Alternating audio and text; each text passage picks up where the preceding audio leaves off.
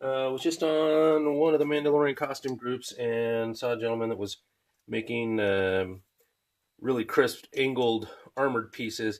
He was making exterior cuts. Was figuring out how to fill them. I'm going to show him how to do this old technique so that you don't have an exterior cut. You have a nice crisp line on the outside. So I'd have my piece of Sintra here. This is 6 mil, old signboard and whatnot. And I'm going to want this side to be the exterior surface and want really nice crisp lines. You could use this to make like Death Watch holsters or armor pieces like your shins and whatnot. So what you'll do is you'll flip it over to the inside, figure out where your line would, you draw your pattern, cut your piece out. This is just scrap, so it's an easy way to show it. And we'll say, let's say we want our fold line to be right here on that point. I'd make a line on either side so that I can transfer that over. And I know now that this would be my interior seam, whether it be a shin, an armor, a foot plate, or whatever. So then I'm going to come over just a hair on either side of it and draw another parallel line. And this is the low-tech way of doing this. And I would cut at about a 45-degree angle on each of those two lines.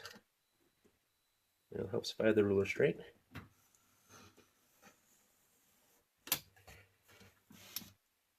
And you just cut out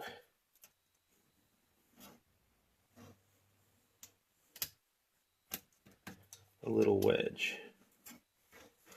Kind of bring that out.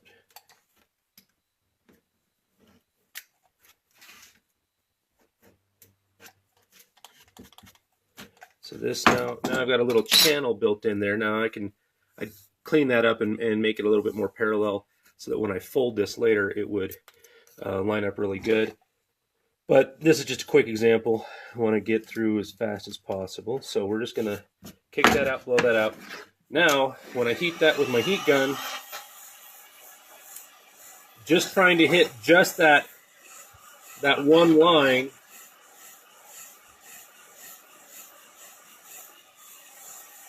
so that I can keep the rest of the Sintra flush for flat plates. Depending upon how deep you make that V beveled relief cut, will allow you to make a stronger, crisper line. Now, I didn't go super deep, so you can see the angle I'm only getting here. It's less than a 45, but if you wanted to go all the way to a 90, you could. It's just a matter of making that cut deeper. But then you get a nice, crisper line. You can even come over to the edge of your table as you hit it with your heat gun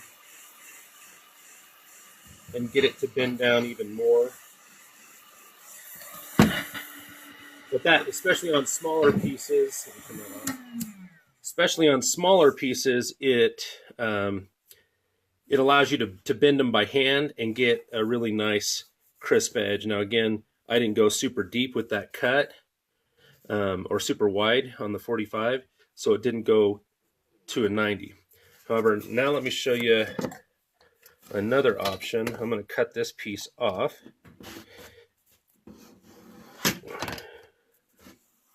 Just randomly. There we go. Now, this little guy here is a trim router, Harbor Freight, 14-inch. I got this little bit on the end. You can see it's got a nice little point on it. I've got it set up so that it just goes just a hair past halfway through the Sintra, if I can see that. So it's going to get really loud right here. So at this point, turn your volume down. I'll give you a couple of seconds to do that because this gets pretty loud. Now, again, come in here and we'll say this is the line I want to have cut. Hold on, I'm going to grab my grinding shield. All right, hopefully your volume's turned down a bit.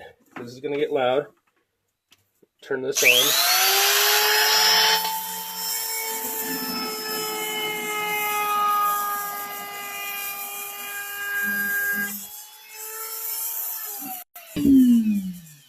You see, that's a much deeper, wider groove. So when I heat,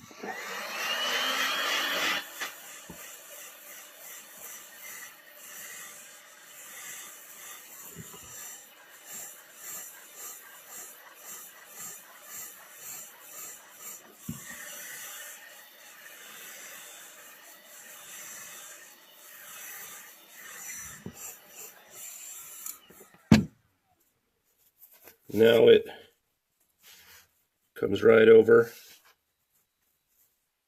And you hit that with some water. And then normally what I do on the inside is either hit this with some super glue, some ABS, or not ABS, PVC glue, or some other epoxy and whatnot to help strengthen that bond right there. But then you can do that, and you can make box holsters, armor pieces, whatever. It's just a real quick and easy way of making a nice even cut without having to have the cut on the outside. If you were cutting it and then having to fill this all in, sanding it all down, it just makes the cuts go a lot faster. So happy Facebook, guys. Bye.